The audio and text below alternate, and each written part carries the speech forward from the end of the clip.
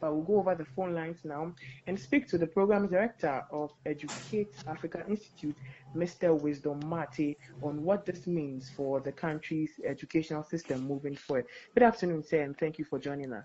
Good afternoon. Yes. So first of all, how do you interpret the IMF's criticism of Ghana's free SHS policy in terms of its impact on enrollment and targeting? Thank you very much for having me on your show. As you said earlier, my name is Matthew Wisdom, the Programs Director of Educate Africa Institute. YEA is a body of professionals with the focus of educating Africans on the social, economic, and most of the times on educational issues. So the issue of the IMF on free SHS is something that is within our scope. And as usual, I want to use this opportunity to say hi and thanks to your listeners for having me on your show. The IMF program is a 3-year program that will run from next year. And the criticism with respect to the free senior high school is something that all well-meaning Ghanaians have to look into it. And before that, I would like to give us a brief history of how education developed in the country. And because of time, we would want you to quickly go through so that we can be able to touch on all the important issues. Okay, thank you very much, sir. There was a policy when Rawlings drafted the 1992 Constitution. He saw that there is the need for education in the country. So he added something we call the FQ, the Free Compulsory Universal Basic Education, which was supposed to kickstart in 1995, but it was rather launched in 1996. The FQ has its challenges though, but right from 1995 and it's being launched in 96, it took 10 solid years for the implementation of the FQ. And you could see that from 95 to 2005, with the implementation by the John Agyekum Kufuor's administration, you could see that the delay in 10 years has to do with, one, you could see that finances was the issue. Financing the program, bringing all well-meaning Ghanaians, students of school-going age on board, from the kindergarten up there, for a basic education involves money, because the infrastructure development, the teaching, learning materials, the resources, even the personnel, that's the educators to teach the learners, is also an issue. So because of these basic issues, one, finances, and two, infrastructure deficit, led to the delay of the free compulsory universal basic education. And Gordon Gorgesberg said something when he wrote the 16 principles of education, and I will have to, I would like to highlight on the 13th principle. He said something. Gorgesberg wrote and said, education cannot be free nor compulsory.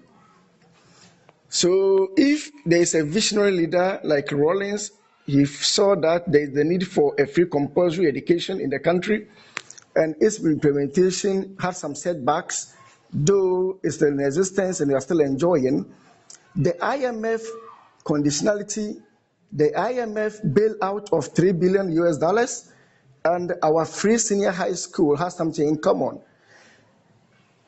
The thing they have in common has to do with, one, you could see that the staff, they have inadequate staff at the senior high schools. The infrastructure at the senior high school is low. Not to talk much, let's cast our eyes back to what happened at Tama School. Converting toilet facility to classrooms or to dormitories is an eyesore. This shows that the enrollment has been a high enrollment since the inception of the free senior high school. So you could say that we have to do our homeworks well. Then going forward, I think we need proper planning. We have good policies, but the implementation of such policies is an issue to this country. But in your opinion, what do you think are the potential reasons behind this poor targeting and enrollment? Thank you very much. Education itself, most of the times, we do limit ourselves to the former form of education. That's the reason why I will applaud this government for bringing the TVET service, which will push more of the youth of the younger generation to skills, hand-on skills activity, so that they can do well whenever they come out of the school setting. You could say that most of the Ghanaians are so much interested in white-collar jobs. So the high enrollment in the various senior high schools, okay, I want to be the bank manager, I want to be an accountant, a lawyer. So we are all yearning and aiming for the white-collar jobs. So the enrollment, the high enrollment in the senior high schools has a basis from that mentality of Ghanaians. I want to work at the office, but not be self-sufficient and self-independent. That's the major reason why there is a hike in the enrollment. But according to the IMF report, Ghana spends close to 4% of its GDP on education. How do you assess the adequacy of this spending in addressing the country's educational challenges? Thank you very much. 4% of our GDP to education? Yeah. It's even minimal to me. Because if we talk of education, a lot of things goes into it. Currently, with Godesberg's principle, he said something. He said the teachers or the facilitators should be of a highest quality. So the teacher who will be teaching the learners should be of higher quality. And how are you going to train them?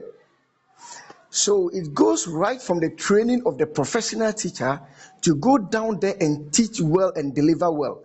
The mode of delivery is necessary in education. So if we are spending a minimum of 4% of our GDP to education, aside the human resource factor, we also have what we call the teaching learning materials. We also have what we call the curriculum materials. So if you have a good policy and the implementation becomes a problem, then the policy will in turn suffer. And I've seen something in this country which Educate Africa Institute is working around the clock to bring that on board. We are rather burdening political parties and burden political institutions rather than burden the educational system, which is rather the foundation of the country. It's about time there is we get stakeholders engagement on the way forward in education, because the disbursement of the 4% is something to write home about, because it doesn't reflect on the ground. If you go to the various, I can give you an assignment, go to the various senior high schools, just come to the hinterlands, move from Accra and Kumasi and Techiman, move from Konago and come to some part of the eastern region, even some part of Greater Accra region. It's an eyesore. So now the report mentions good results in terms of enrollment, but poor learning outcomes in Ghana. What factors do you believe contribute to this disparity? Thank you very much. We have something we call in education, we call garbage in, garbage out. We have some people that have been in the house for the past 4 or 5 years, but because of free senior high school, they have wanted to be enrolled, and that's a nice mentality though. I'm not against that. But you can say that the level of thinking, the level of understanding of such people, of persons, is different. Someone who has been in the house for the past 2-3 years, being enrolled in the senior high school, and someone that has just sat for the BC and being enrolled in the senior high school, the maturity level of the mind is different too. If you compare the two persons, you could say that one is active in learning and the other one is passive in learning. The one that has been in the house for about 2-3 years, the level of learning, you need more room for improvement. There should be more mediation. There should be more remedial services for such people. And the issue is that we have placed all these people in one classroom with one teacher, and the teacher is going to teach these people, all inclusive. You see, so that's the issue. So by all means, though, you are not going to get 100% results, but you could say that we are lagging behind because of that deficit, bringing on board everybody. But I have the view, and here I have the view that why not create the TV service is there for of us? Why not push a lot of the youth, the backlogs, those who couldn't have their secondary education for the past 2, 3, 5 years? Why not advise them and counsel and guide them through the TV service so that they can have a lifelong skill learning? If you are to integrate all of them into the formal and the normal sector, I think it will go a long way to affect the outcome of our results. Now, finally, from your educational perspective, what specific measures from your faculty do you think could be employed to improve Ghana's targeting of the free education policy? Thank you very much. There are a lot of things to do. And as an educationist, I have the view that we have to restructure and we have to review the free senior high school. And as Gordgesbeck said in his 13th principle number 13, education cannot be free nor compulsory. He foresaw and he went by the adage that if you say education is expensive, then I do believe you can try ignorance, being ignorant of anything. And ignorance of the law is no excuse. Therefore, if I want a better education for my kids, for my wars, for my country, then I have to feel the pain of educating my people. So the mentality of Ghanaians, one, there should be what we call sensitization programs. With the ones they call the town hall meetings, I believe that the government machinery and the communicators and the communication team, the information team must move from region to region and sensitize the populace. Our understanding of free senior high school is something so different if you come to the average Ghanaian student or an average parent in the country.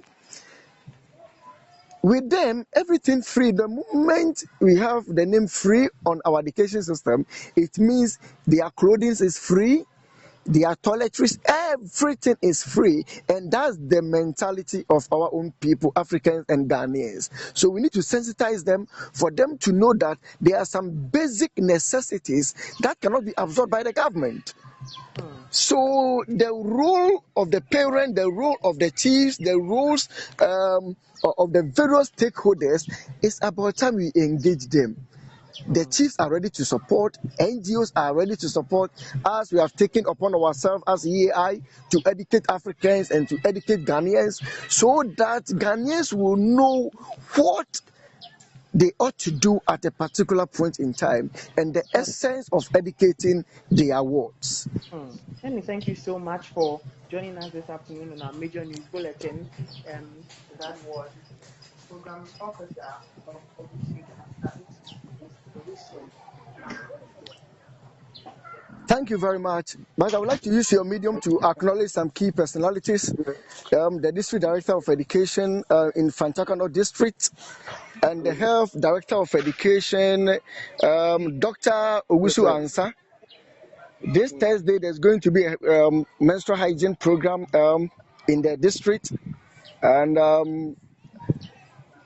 I will urge and would like to use your medium to call upon all well-meaning Ghanaians, all NGOs to support our students, female girls with parts, so that they can be confident enough, even in their menstrual period, they can do something well. Thank you very much for having me on your show. Okay, sorry. Thank you very much for speaking with us. Thank you very much, sir. Okay. Bye-bye.